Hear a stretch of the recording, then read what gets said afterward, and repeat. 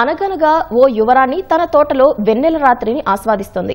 రోజు కలలోకొచ్చే ఓ రాకుమారుడు ఆ రోజు నిజంగానే వచ్చి ఆమెను పెళ్లి చేసుకున్నాడు.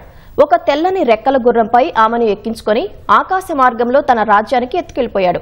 ఈ చందమామ కథను మనం విన్నాం. అయితే ఇప్పుడు అది నిజంగానే జరిగింది. రెక్కల గుర్రం ఓ కవి కల్పనే కావచ్చు. అందుకే ఇక్కడ వరుడు తన భార్యను హెలికాప్టర్లో ఎక్కించుకొని ఇంటికి తీసుకెళ్లాడు. అలా అని వారేం పెద్ద ధనవంతులేం కాదు, సాధారణ మధ్యతరగతి కుటుంబానికి చెందినవారు. ఇంతకీ ఎవరా రాకుమారి, ఏమిటా కథ?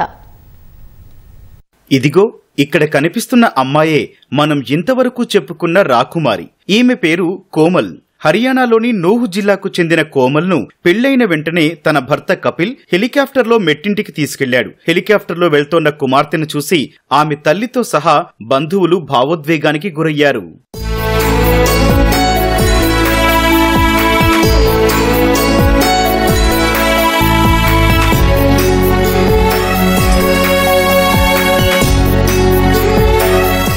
తనకు ఇలాంటి అందమైన రోజు ఒకటి వస్తుందని తాను కలలో కూడా అనుకోలేదని కోమల్ తెలిపింది.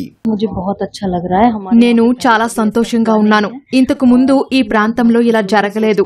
నేను నిజంగా సంతోషంగా ఉన్నాను. ఇలాంటిది నేను ఎప్పుడు ఊహించలేదు. ఒకరు మరొక కోసం ఇంతగా చేయగలరని నేను ఎప్పుడూ అనుకోలేదు. నేను దీన్ని మాటల్లో చెప్పలేను.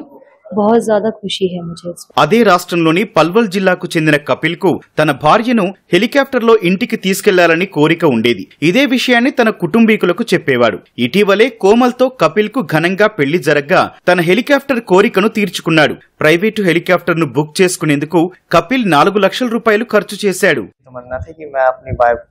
నా భార్యను హెలికాప్టర్లో తీసుకెళ్లాలనేది నా కోరిక. మేము నిశ్చితార్థం చేసుకున్న రోజు నుంచి ఈ కోరిక నా హృదయంలో నాటుకుంది. నా భార్య బాగా చదువుకుంది, ప్రభుత్వ ఉద్యోగం చేస్తోంది. ఆమె చాలా మంచిది, అందమైనది.